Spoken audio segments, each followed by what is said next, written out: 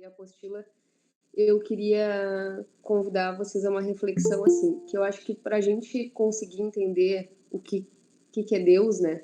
A gente primeiro precisa entender quem somos nós. Se a gente se vê de forma independente dos outros, de forma separada, de forma distinta, a gente não vai conseguir entender o mundo do outro, porque o mundo dele vai estar na nossa visão confusa, completamente diferente do nosso mundo. Mas se a gente se volta para um olhar mais íntimo, que na verdade é essa a comunhão com Deus, se a gente olha intimamente para dentro, a gente vai ver que na verdade nós somos muito parecidos. Que a gente tem corpos muito semelhantes, não só corpos, como também a nossa energia é muito semelhante. Todos nós temos pensamentos, temos hábitos, temos emoções. Então, essas experiências que a gente vive, elas são todas muito parecidas, apesar de cada um estar experimentando um corpinho e cada um enxergar o mundo com seus próprios olhos. Mas o que está por trás é igual. Então, o que está por trás, ou seja, essa base que está em todos nós, ela é igual em todos. Quando a gente faz esse olhar voltado para dentro, a gente percebe isso. Então, essa base é consciente, ela pode criar toda e qualquer coisa e ela está sempre presente. A isso a gente chama de Deus. Tá? Então, não tem como a gente negar que isso está acontecendo, que há uma inteligência. Tanto é que o nosso corpo, ele está, por exemplo, agora, todos nós, os nossos corpos estão em pleno funcionamento. A gente não tem noção do que cada célula está produzindo, o que cada órgão está fazendo. Isso é uma coisa que funciona ao natural. Então, há uma inteligência por trás da nossa natureza. Tá? Se a gente for pensar que toda causa todo efeito tem uma causa, e que dessa causa tem um outro efeito, que tem uma outra causa, a gente vai ficar num looping infinito procurando onde tudo começou e a gente não vai encontrar. Porque não há, por isso que a gente não é ideal que a gente chame Deus de uma causa primária, e sim que a gente chame de uma causa primordial. Porque se a gente chamar de causa primária, a gente está colocando ele numa linha do tempo, como se tivesse acontecido algo antes de Deus. E não há. Deus é a primeira coisa, é o que está antes de tudo. Porque ele é a base, ele é essa natureza que a gente vive. Então, se a gente for ver até na ciência, tá? Se acredita que o universo começou com a explosão do Big Bang. Mas para ter explosão, tem que ter algo. Então, antes, para ter o espaço para as coisas explodirem, precisa vir algo antes. Então, mesmo a ciência, se ela quer dizer que o Big Bang foi uma explosão, ela precisa contextualizar em que espaço houve essa explosão. E esse espaço é Deus. Porque Deus está em tudo. Em nós, em tudo, em absolutamente tudo. Na natureza, em nós, no que a gente julga ser bom e o que a gente julga ser ruim, que já é a nossa visão de mundo. Então, eu queria, antes da gente pegar a parte da apostila, dar uma contextualizada nesse sentido, tá? Então, indo lá para a apostila, na nossa página 24, diz assim, ó, que na Umbanda de Caritas experienciamos que Deus é consciência atemporal e criativa, viva, além de presente, passado e futuro. Que é justamente o que eu estava explicando. Ele precisa, de fato, estar além de presente, passado e futuro, porque ele é atemporal. Ele não se manifesta no tempo que a gente, nessa divisão de passado, presente e futuro, ele está presente em todas as coisas. Antes mesmo de ter uma linha do tempo, já havia Deus. Então, compreendemos Deus como sendo a ausência de característica. Por quê? Porque se a gente der qualquer característica para Deus, a gente vai estar limitando ele. Então, ele não tem característica. A única característica que ele tem é a capacidade de produzir toda e qualquer característica. Por isso que diz que ele é indescritível, ou seja, não consegue ser descrito, né? Ele Qualquer coisa que a gente vai descrever, a gente vai estar limitando, e ele não tem uma limitação. Incomensurável, ou seja, não pode ser medido, ele não começa aqui e termina ali, ele está em tudo. E, consequentemente, inexprimível, ou seja, a gente não consegue expressar em palavras o que seria Deus. Ele transpassa todos nós, permeia tudo, como eu estava dizendo. E aí a gente tem 3 faculdades ou 3 atributos de Deus, tá? Que não são características, são faculdades ou atributos. Que seria a onisciência, a onipresença e a onipotência. A onisciência é que ele está sempre ciente de tudo que está acontecendo. Sempre ciente de tudo. A onipotência é que ele pode criar tudo a qualquer momento. E a onipresença é que ele está presente em todas as coisas. Então, ao comungarmos com Deus, estamos equânimes em tudo, sem diferenciação com nada ou ninguém. Ou seja, quando a gente está comungando com Deus, se a gente for voltar lá no nosso primeiro encontro, que também que a gente falou da fundação da Umbanda, e o que é a Umbanda, que a gente fala sobre amor, humildade e caridade, fraternidade, aqui da mesma maneira, quando a gente está uno com Deus, quando a gente está comungando com Ele numa visão divina, a gente vai se manifestar no mundo e ver o mundo de uma forma amorosa, ou seja, incluindo tudo no nosso coração, tudo e qualquer coisa, porque afinal de contas, mesmo aquela pessoa que me faz mal em algum momento, me machuca, aquilo ali simplesmente é uma manifestação de sofrimento meu ou sofrimento dela, mas ela é Deus também, expresso, se manifestando num outro corpo, mas ela tem a mesma natureza que eu tenho. Se eu olhar intimamente o que transpassa, a vida que transpassa ela, transpassa a mim também. Manifestando a humildade, que seria o quê? Eu sou igual a ela. Eu não sou superior a ela, nem inferior a ela. Nós somos iguais. Somos Deus, expresso. E fraternidade, que é quando surge esse sofrimento, seja meu, seja nela, eu só quero me movimentar para que esse sofrimento cesse. Eu só quero manifestar essa visão divina para a gente entender que, na verdade, o sofrimento ele é só uma visão obstaculizada da gente. É uma confusão, é algo que a gente não compreendeu bem.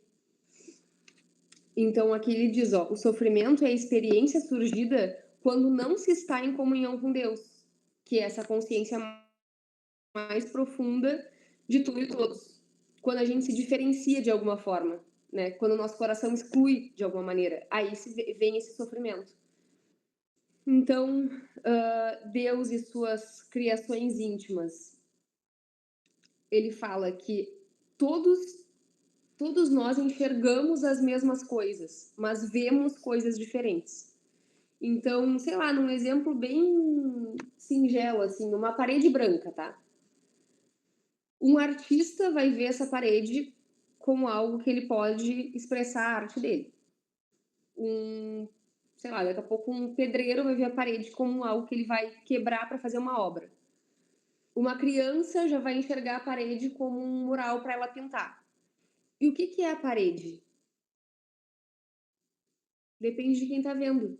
A parede é a mesma sempre, mas o que eu vou fazer, como eu enxergo ela, vai mudar. Então, eu e Yasmin, para Maria eu sou a mãe, para o Rodrigo eu sou a esposa, para as minhas amigas eu sou a amiga. Cada pessoa vai ter uma visão de mim. Então, para uns eu vou ser uma ótima pessoa, para outros eu não vou ser uma boa pessoa. E o que é, na verdade, isso? Quando a gente não enxerga o outro com esse olhar amoroso de inclusão, é o sofrimento e é justamente a falta de comunhão. É uma visão mundana que a gente tem de mundo, tá? Então, as circunstâncias e pessoas de formas distintas, fazendo com que sejamos de forma instantânea e momento a momento os autores do mundo que vemos e vivemos. Então, justamente pela capacidade que Deus tem de criar toda e qualquer coisa, por essa capacidade de criar tudo está o tempo inteiro se modificando, inclusive a gente. Então, na medida em que a gente vai estudando, por exemplo, vai fazendo o que a gente está fazendo, vai, vai estudando a espiritualidade, vai se conectando cada vez mais, o mundo começa a mudar na nossa frente. A gente começa a se movimentar muito mais, de uma forma muito mais amorosa, querendo muito mais que as pessoas tenham acesso a esse tipo de conhecimento, que as pessoas vivam melhor, que as pessoas sofram menos.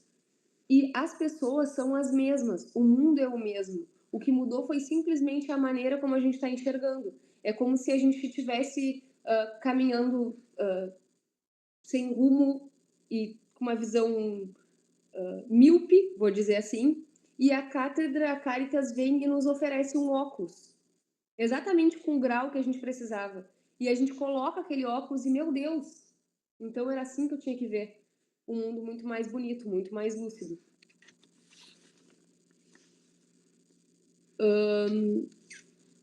E é por isso que Jesus falou, né, que ele estava no Pai e o Pai estava nele.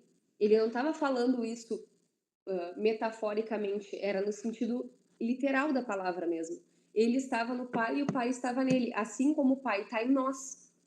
Porque essa natureza, essa base, está em todos nós.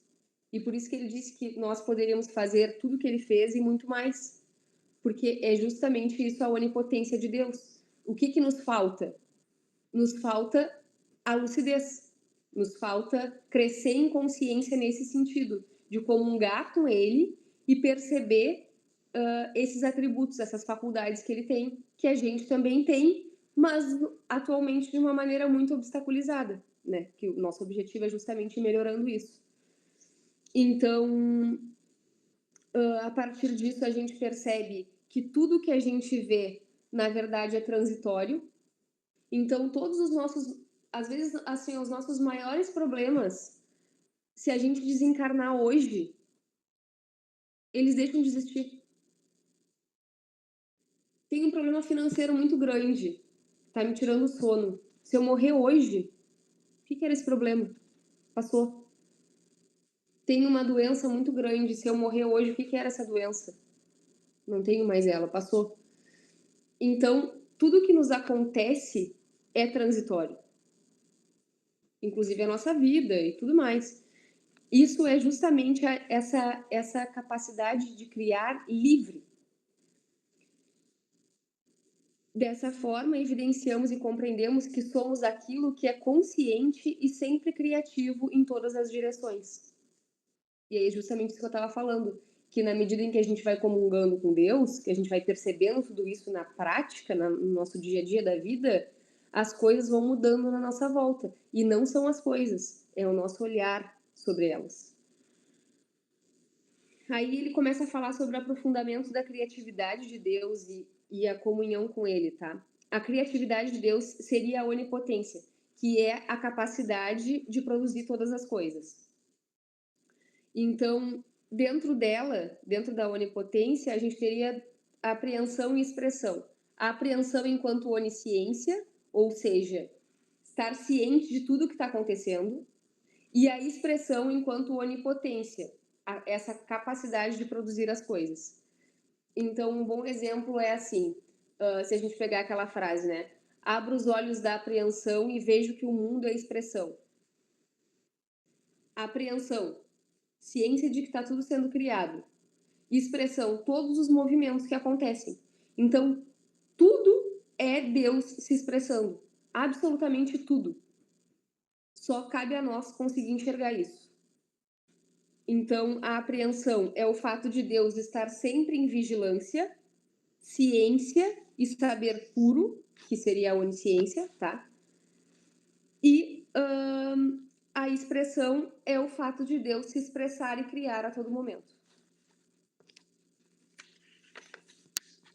Essas linguagens, para quem está ouvindo pela primeira vez, e é um tema bem complexo de entender de primeira, mas a partir do momento que a gente vai comungando, isso vai ficando mais claro, porque essas são explicações de algo que a gente, em silêncio, soltando tudo, conseguiria compreender sem ler o material.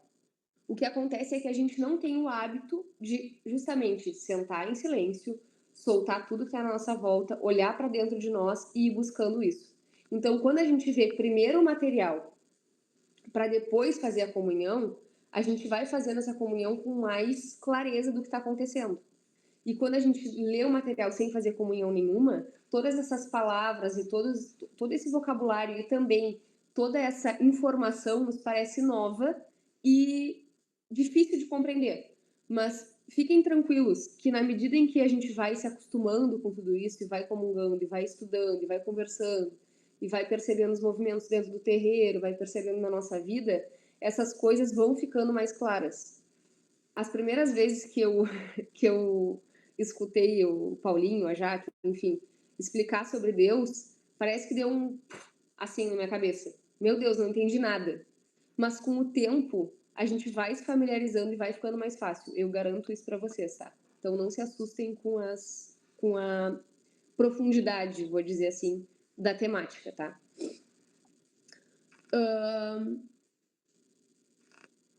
Então, a questão da expressão, né? Perceba que tudo o que você vê é interpretado e, consequentemente, visto de forma plenamente particular, porém igual a todos, onde o fluxo criativo que nos transpassa é o mesmo, mas cada coração expressa um mundo menos ou mais diferente. Quanto mais intimamente testemunhamos Deus, a temporalidade criativa, mais próximo da realidade do mundo nós estamos. Todos enxergam a mesma coisa, mas veem coisas diferentes. Então eu vou dar um exemplo assim, ó. Possivelmente para qualquer um de nós, se a gente estivesse vivendo dentro do umbral, com todo o sofrimento que tem, com espíritos mutilados, com espíritos, enfim, suicidas, tudo que a gente sabe que tem lá, por o nosso coração não estar tão em comunhão, a gente possivelmente não conseguiria ficar amparando 24 horas e presenciando esse sofrimento sem oscilar a nossa energia. O que acontece com os mentores que trabalham na linha de esquerda, Exu e Bombogira? Eles são especialistas em lidar com a negatividade, mas não só isso. A energia deles não oscila. Eles têm a clareza de enxergar aquele sofrimento como a necessidade que aqueles espíritos têm de expurgar a negatividade deles. E eles estão onde eles deveriam estar, vivendo o que eles devem viver, justamente para crescer na caminhada espiritual deles. Então, o mentor ele pode ser super intenso, ele pode ter uma ação intensa para fazer cessar determinada ação de um espírito, como, por exemplo, a gente vê dentro das apometrias, eles fazendo os campos de retenção, eles fazendo transporte, enfim, transportes muitas vezes arrastando os espíritos, a gente sabe que isso acontece, mas não tem raiva nesse comportamento deles. Não tem uma oscilação de qualquer energia negativa. É puro amor fraterno aquilo ali. É eles incluindo aqueles espíritos, imbuindo eles de energia para que eles consigam passar pelo que eles estão vivendo e aspirando que aquele sofrimento deles cesse, que chegue um momento que eles vão expurgar toda a negatividade que tem para expurgar e eles vão conseguir ir para paradas melhores ou voltar reencarnar de novo com uma outra oportunidade para fazer diferente. Então, a especialidade desses mentores é isso, e não é à toa que eles fazem isso muito bem.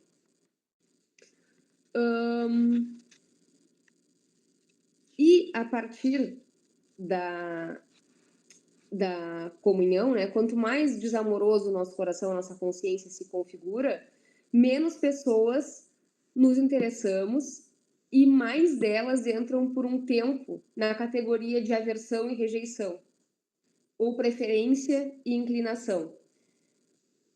Quando a gente não está em comunhão com Deus, a gente costuma se movimentar no mundo com um senso de utilidade.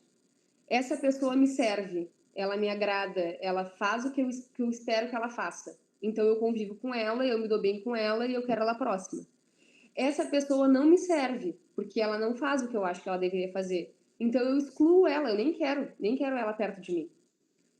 E isso é um senso de utilidade. A gente faz com que as pessoas cabem nas nossas expectativas, elas ficam, se elas não cabem, elas precisam ir embora. E quando a gente está em comunhão, é justamente diferente. Se a pessoa, não importa o que a pessoa faça, ela vai estar incluída no nosso coração. Vamos ver o que mais. Então, não há nada fixo nunca. O que há é Deus, e Ele é consciente, presente e criativo. E por isso também que a gente tem o nosso livre-arbítrio. A gente também tem a capacidade de mudar o que a gente está fazendo. A todo momento. Não existe um destino certo. Né? O que existe é um planejamento reencarnatório que a gente vem com determinadas coisas previstas, mas se a gente resolver mudar pelo nosso livre-arbítrio, a gente vai estar alterando a nossa causalidade. E isso vai ser uma resposta imediata como ela é. Sempre causa e efeito, causa e efeito. Então, a gente é aquilo que é criativo e sempre cria em todas as direções. E a gente tem 3 aspectos da criação, tá? Que são a visão, a aspiração e o axé. A visão divina vê tudo com lucidez, é uma inteligência ampla e desimpedida. Isso dá origem a uma maestria, a uma habilidade e faz com que as coisas tenham solução, resolução. Se a gente tem uma visão mundana, já é falta de lucidez, ignorância, ou seja, a gente não conhece o que deveria ser feito, e uma desinteligência. A gente vive obstaculizado, de forma superficial, e isso gera imperícia, inabilidade, e faz com que a gente viva em engano ou confusão. Já a aspiração divina é a questão da inclusão, né, do amor fraterno, então, que é a união de amor, humildade e fraternidade, que a gente já conversou, enquanto a aspiração mundana é a solidão desamorosa. Em vez do amor, a gente tem desamor, em vez da humildade, a gente tem orgulho, em vez da fraternidade, a gente tem solidão. O axé divino é a qualidade da energia que a gente emana, né? Então, se a gente está numa qualidade, num axé divino, a gente tem harmonia pré-cognitiva, êxtase cognitivo, motivação de engajamento caritativo. Ou seja, a gente quer se movimentar no mundo para diminuir o nosso sofrimento e o do próximo. E se a gente está com axé mundano, é a desarmonia, a aflição e o engajamento obsessivo. Então, a gente acaba obsidiando a nós mesmos com o próprio sofrimento e ao outro, né? E a mundanidade é justamente viver nesse autocentramento, ou de maleficiar, ou de não se abster de maleficiar. E aí a gente acaba vivendo em confusão. E ali para fechar, a diferenciação da consciência a Deus e a consciência de Deus florescida em espírito. Por que dentro da fisiologia não está Deus com o corpo? Porque a gente poderia ter corpo físico, corpo etérico, corpo astral, nananana, Deus. Porque Deus vem antes, ele não tem corpo, ele vem antes de tudo isso. Então, quando a gente tem o espírito, a gente tem o afunilamento, que é o que a gente conversou, que acontece lá no corpo causal, e aí a partir daí sim uma individualidade e cada um com a sua historinha. Mas antes disso tem essa base, que é Deus que está em todos nós. Então, lá na página 28 termina dizendo assim: sendo assim, Deus é a nossa consciência mais íntima e o espírito a flutuação experiencial dele. Um florescimento com cara de indivíduo, constantemente criado e sustentado a partir de Deus, ele mesmo apresentando-se em localização pontual e características aparentemente finitas, que é o que a gente experiencia na nossa vida, né? Por exemplo, encarnado, uma característica aparentemente finita. Eu, como Yasmin, nesse corpo, o dia que eu morrer, esse corpo vai deixar de existir, essa aparência também, mas eu vou seguir em espírito, né? Então, que é aquela parte da fisiologia que a gente já estudou no nosso último encontro.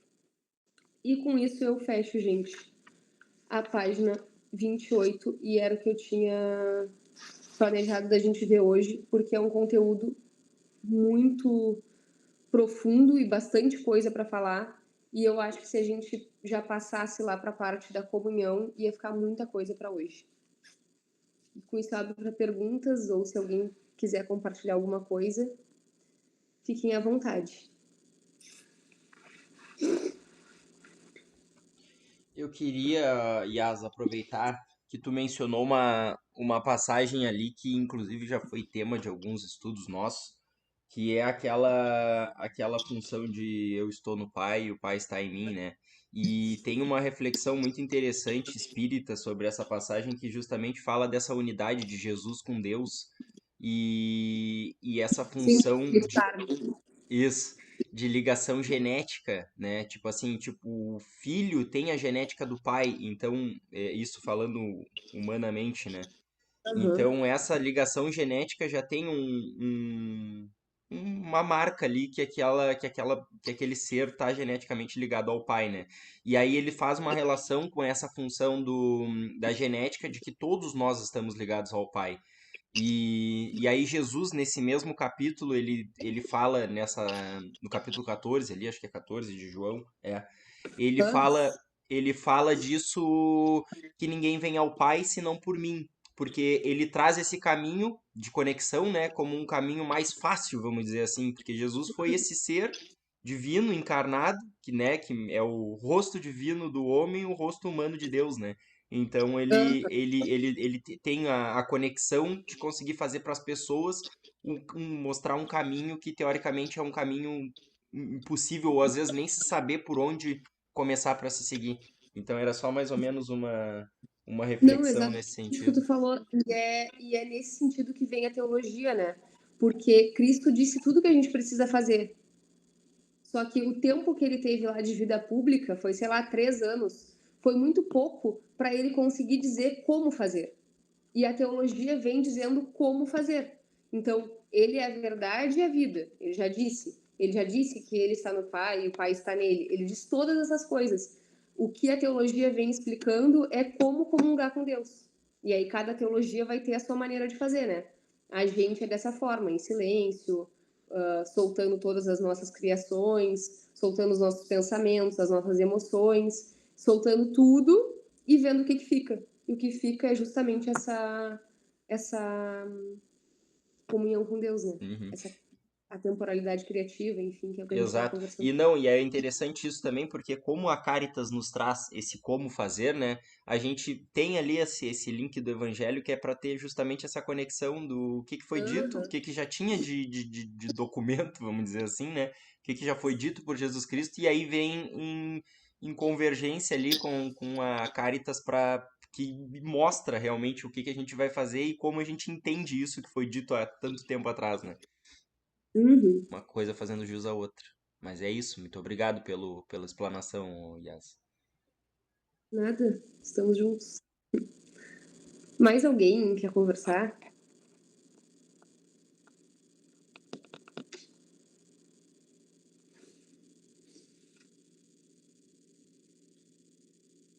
Estão tímidos hoje. O assunto foi o que aconteceu com vocês, o que aconteceu comigo a primeira vez que eu ouvi. Deu um bug no cérebro. Então tá, gente. Se mais ninguém tem nada para falar, a gente pode ir encerrando. Fico por vocês. Quer fazer a prece hoje, Sabrina? Sim, posso fazer, sim. Tá Tava bom. ótimo a aula. Tá, eu fiquei bem pensativa, tá? Serve muito, assim, para analisar os meus sentimentos e os meus pensamentos, as ações, né, para com o outro, assim, né? Não, e é Muito legal de pegar obrigada. depois dessa conversa que a gente tem, de vocês sentarem e lerem essas páginas. Assim, ler de ponta a ponta mesmo. E se já tiverem lido, relerem. Porque sempre que a gente compartilha coisas, às vezes vão abrindo, bah, então, sabe, começa a vir uns insights, assim, umas coisas que, bah, eu não tinha pensado nisso.